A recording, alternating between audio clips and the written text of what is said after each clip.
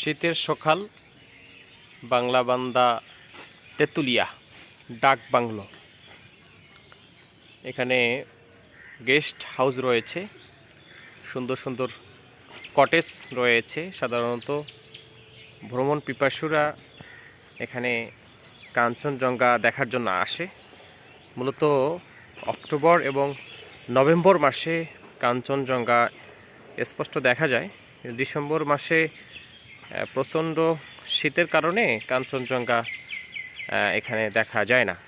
আমি এসেছি এখানে 24শে ডিসেম্বর, তবে এবারে 19শে ডিসেম্বর পর্যন্ত কাঞ্চনজঙ্ঘা স্পষ্ট এখানে দেখা গিয়েছে।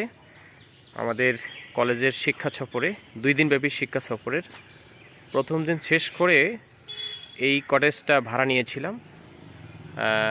এখানে সুন্দর পরিবেশ, মনে হচ্ছে একখণ্ড বান্দরবন বা রাঙ্গামাটি এলাকার মতো সুন্দর এলাকা।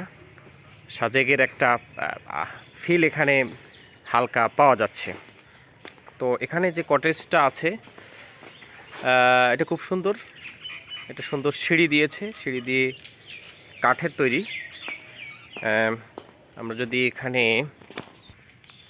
এই যে মোটামুটি এখানে একটা সুন্দর বাথরুম, এখানে হলো একটা রুম।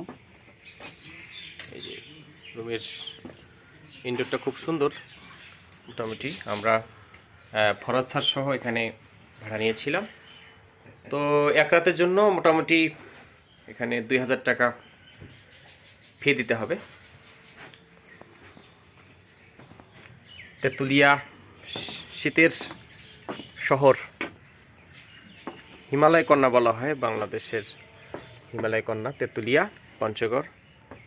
প্রচণ্ড শীত, চারদিকে কুয়াশা আচ্ছন্ন, তবে শীত হলেও ঠান্ডা খুব একটা বেশি লাগছে না। সবাইকে ধন্যবাদ।